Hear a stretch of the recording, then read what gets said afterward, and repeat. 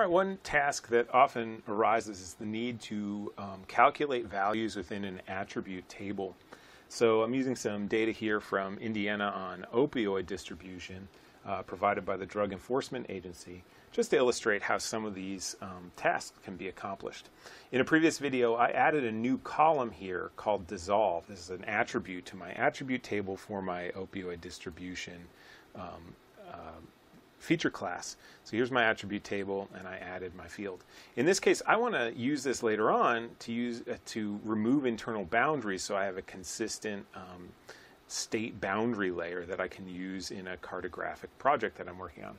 So anyway, I want to calculate the value of this so that it's just equal to the number 1, because I want every let's say that I want every county in the state to have the same value that I can use in some process later on. But the process of calculating the value for a field is the same, pretty much no matter how you want to go about it. So here's my new column or attribute that I have. I can right-click on it and go to Calculate Field.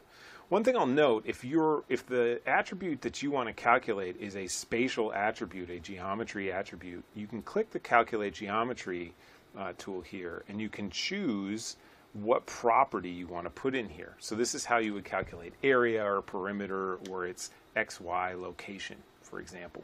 But that's not what I want to do here. I want to give the values in this column, or the cells in this column, new values. So I'm going to actually click on the Calculate Field button here. Now, in this case, I have to choose my input table, which is this one. My dissolve is the attribute that I want to work with, and then I have to figure out what kind of expression I want to use.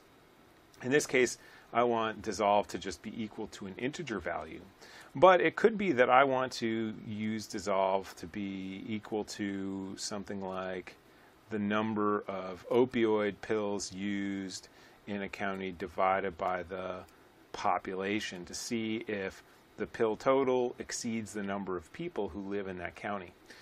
So you can come up with ratios and even use helpers like turn all of this to an integer, or even make pretty complicated code expressions.